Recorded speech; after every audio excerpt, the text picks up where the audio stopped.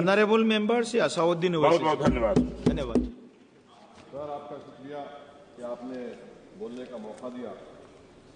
आपका बेहद शुक्रिया सर। सर, मैं इस बजट की मुखालिफत में बोलने के लिए खड़ा हूं और इस बात को ज़हन नशीन करनी चाहिए सर कि पिछले 25 साल में से 15 साल बीजेपी और एनडीए इख्तिदार पर है और यही बुनियादी वजह है कि आज एक ग्रेजुएट बेरोजगार है, किसान खुदकुशी कर रहे हैं, एमएसएमई बंद हो रहे हैं और चीन से बगैर इंपोर्ट करे हमारे देश का निजाम नहीं चल सकता।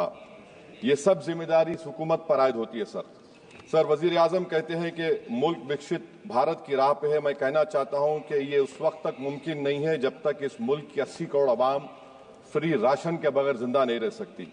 विकसित भारत उस वक्त तक मुमकिन नहीं है सर जब हमारे देश की लड़कियां न्यूट्रिशन और तालीमी मौके उनको बच्चों की तरह नहीं मिल जाते। सर, विकसित भारत उस वक्त तक मुमकिन नहीं है जब हमारे मुल्क के बच्चों को जो पढ़ना नहीं आता, प्रॉपर सेंटेंस नहीं लिख सकते। सर, विकसित भारत उस वक्त तक मुमकिन नहीं है जब इस देश की बहुत बड़ी आबादी गरीब है, एब्जेक्ट पॉवर्टी में है। विकसित भारत इस वक्त तक मुमकिन नहीं है सर जब देश के 15% मुसलमानों को तालीम से, रोजगार से, सियासत, इंतजामी और गवर्नेंस से मजहबी तासुब की बुनियाद पर खारिज कर दिया जाता है। सर, 2014 से रियल वेजेस में गिरावट आई है या स्टैग्नेशन हुआ है। हर साल 1.3% की कमी हुई, यानी हर साल वतन अजीज के शहरी गरीब होते हैं और बरसर इख्तिदार की जमात की दौलत में इजाफा होता है।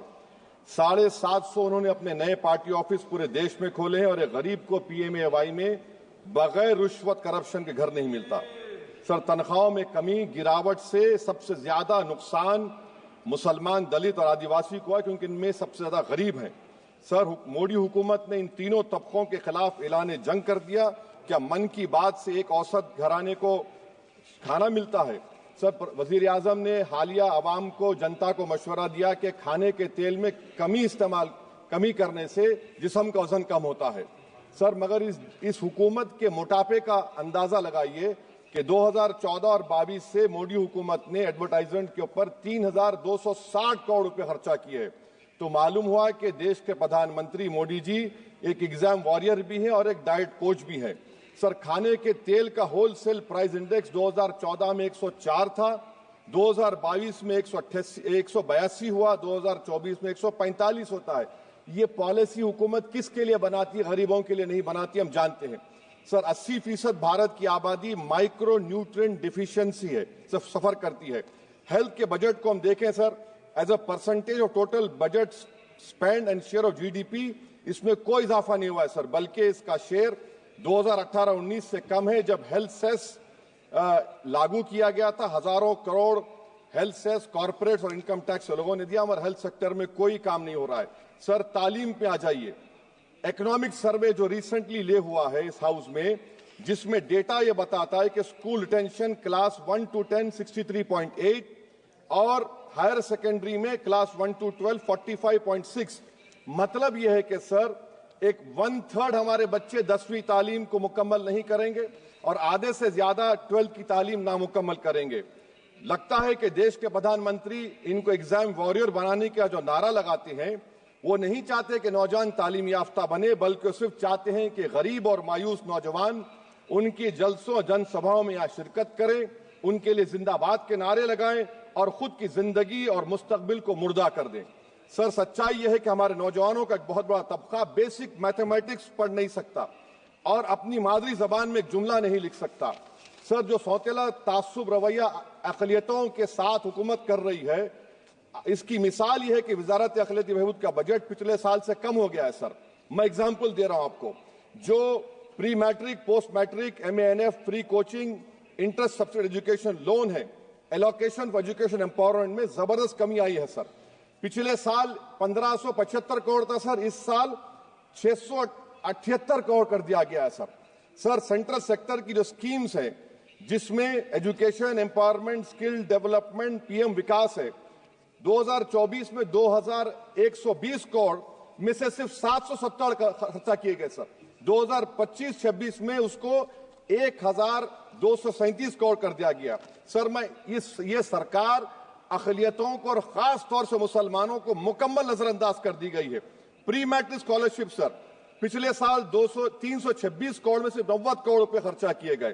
पोस्ट मैट्रिक में इस साल 65% कमी कर दी गई, सिर्फ 413 करोड़। मेरिट कम मीन सर 33 करोड़ से 7 करोड़ कर दिया गया है। कौमी वक्फ बोर्ड तरक्याती स्कीम, शहरी विकास संपत्ति सर 2023-24 में 17 करोड़ में 8 करोड़ दिए गए, 1 करोड़ खर्चा हुआ। 2024 में 16 करोड़ सिर्फ 3 करोड़ रुपए दिए गए। इस साल 13 करोड़ रुपए दिए गए हैं। तो इससे अंदाजा होता है कि हुकूमत वक्फ की जायदादों को आमदनी का जरिया नहीं बनाना चाहती, उसको बर्बाद और खत्म करना चाहती है। सर स्किल डेवलपमेंट में हमारी दोहर उस्ताद नई मंजिल बिल्कुल खत्म करके रख दिया। अब टेक्सटाइल इंडस्ट्री बर्बादी के दहाने पे आ गई सर। 2016 तक भारत में सबसे ज्यादा रेडीमेड गारमेंट्स हम एक्सपोर्ट करते थे, आज उसमें 14% कमी आई, बांग्लादेश हमसे आगे चला गया। सर मैं एक मिसाल दे रहा हूं, मालेगांव में पावरलूम इंडस्ट्री में जो रोजगार देते हैं, ना उस पावरलूम इंडस्ट्री के लिए ना उसमें लेबरर के लिए कुछ इस बजट में रखा गया है।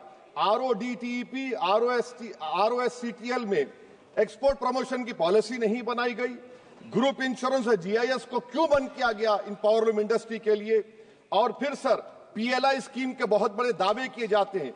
ये PLI स्कीम प्रो कॉर्पोरेट है, जबकि इसको प्रो माइक्रो होना चाहिए था। मालेगांव की पावरलूम इंडस्ट्री के लिए इंफ्रास्ट्रक्चर डेवलपमेंट है। ये तासुब और सौतेला सुलूक मालेगांव पावरलूम और ये इंडस्ट्री से कब तक चलेगा? सर डेडलाइन मोदी जी, ये गवर्नमेंट डेडलाइन देती है। मेक इन इंडिया का वादा था सर 100 मिलियन जॉब्स, 12 से 14% ग्रोथ। हकीकत क्या है सर? सिर्फ 6% ग्रोथ है। मैन्युफैक्चरिंग एम्प्लॉयमेंट में सर 12.6 2011-12 में था, वो गिरकर 11.4 हो गया 2022-23 में। सर इकोनॉमिक यूरोपियन यूनियन की policy on carbon border adjustment mechanism EU deforestation regulation ये कहता है इसके ऊपर भारत का बहुत बुरा असर पड़ने वाला है। इकोनॉमिक सर्वे ये कहता है कि 9.5 बिलियन एक्सपोर्ट्स में कमी आएगी। क्या पॉलिसी है सरकार की? सर अनक्लेम डिपॉजिट्स देखिए सर, 2023-24 में LIC में 3,70,000 maturity claims are lying unclaimed, 880 crore के।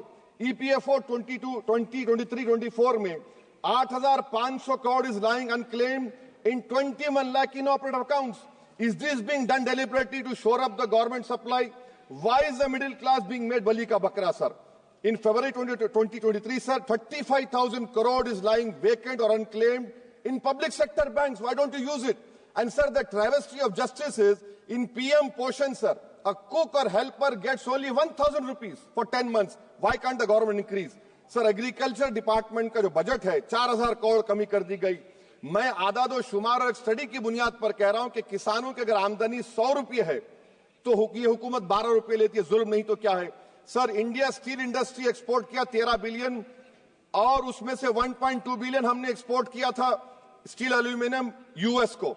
अगर ट्रंप 25% टैरिफ लगाएगा, ये सिग्निफिकेंट बर्डन होगा इंडिया के स्टील एक्सपोर्टर्स पर और इसीलिए इंडिया मेटल इंडेक्स गिरा है 3%। सर क्या पॉलिसी है सरकार की?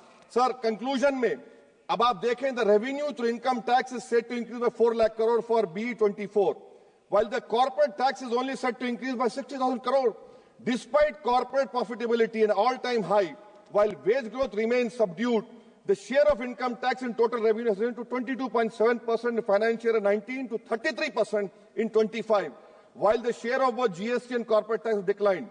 This means that it is still the individual taxpayers paying income tax that is funding the government, while corporation get an easy ride, sir. In conclusion, sir, the state I come from, Telangana से मैं आता हूं, तेलंगाना की आवाम ने 8 MP BJP को दिए। एक project आप नेशनल प्रोजेक्ट नहीं कर सकते, पालमारू इरिगेशन प्रोजेक्ट को नेशनल प्रोजेक्ट नहीं बनाते, गोदावरी के पानी को लाने का प्रोजेक्ट आप नहीं देते, मेट्रो को नहीं देते, एक स्टील बायारा, मेरे 8 MP आपके जीत के गए।